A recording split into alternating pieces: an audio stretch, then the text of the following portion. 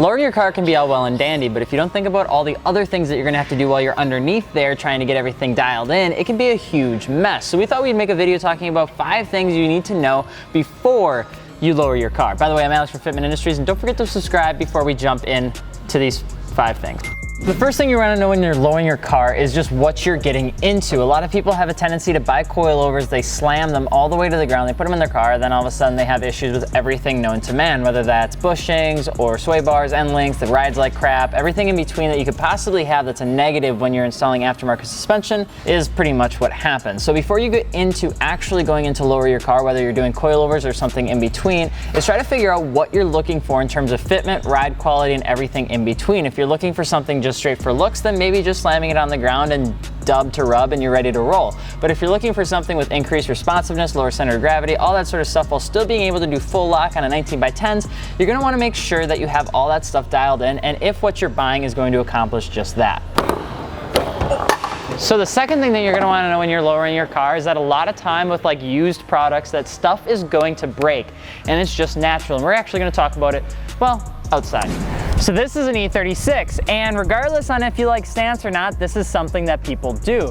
The biggest thing that a lot of people tend to forget is when they work on cars like an E36 or older cars, you're going to break stuff. And some of it's your fault and a lot of times it's not. Because cars are older, you're gonna break things like washers and nuts, and some of these parts aren't really even meant to be taken apart and then put back together.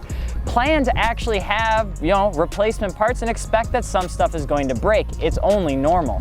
Now this is a Lamborghini Aventador LP700-4 with like no miles on it. This car is nearly brand new. You're not gonna have to replace the same parts as you would on an E36 or something like that. Pretty much the moral of the story is if you're thinking about lowering your car, anticipate if you're gonna need to replace parts or not. And a lot of times when you go into the older cars, it's going to be normal. You're probably gonna have a couple more headaches, and obviously when you have a new car, you're probably not gonna have to do that. But at the same time, always anticipate that you're gonna have to do a little bit more than just install coilovers. So the third thing you may not think about when you're actually lowering your car is the fact that just because you install coilovers doesn't mean you're gonna immediately start feeling like Ayrton Senna.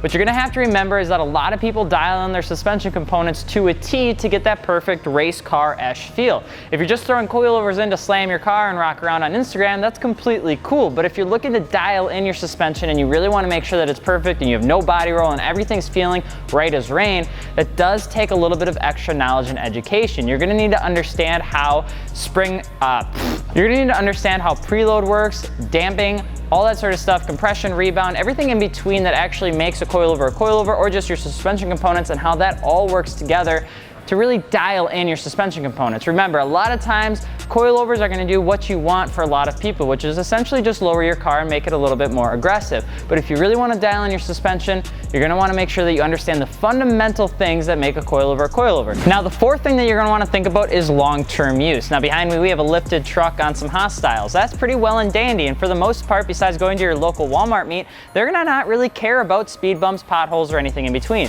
By the way, to the 12 people that own trucks that watch this video, that's a joke. Please don't get mad at us. But what you do have to remember is when you're lowering your car, there's a huge difference in what you're gonna have to take into consideration for long-term use. Potholes, speed bumps, everything in between, that's pretty much just in your local town. Do you have terrible roads? Because if you do, you're gonna wanna plan for that when you're driving around town. If you have a daily driver and you're looking to slam it to the ground, you're likely just gonna have a bad time. So when you're lowering your car, try to consider and take that into account because it may look really good just standing still, in a garage or something like that, but you might just get caught when you're trying to actually take the car out onto the road because you have bad roads. And the fifth and final thing that you're going to want to know before lowering your car is that there's 2 ways to install pretty much anything in cars. You can either hack it all together and just pray that it works, or you can do it the right way. There have been so many times where I've gone out to see a car on airlift, it looks awesome, it sits well, open the trunk, and the compressors are flying all over the place. You're gonna wanna make sure that you're taking your time and just installing things right the first time, because overall it's gonna last longer, you're gonna have less issues,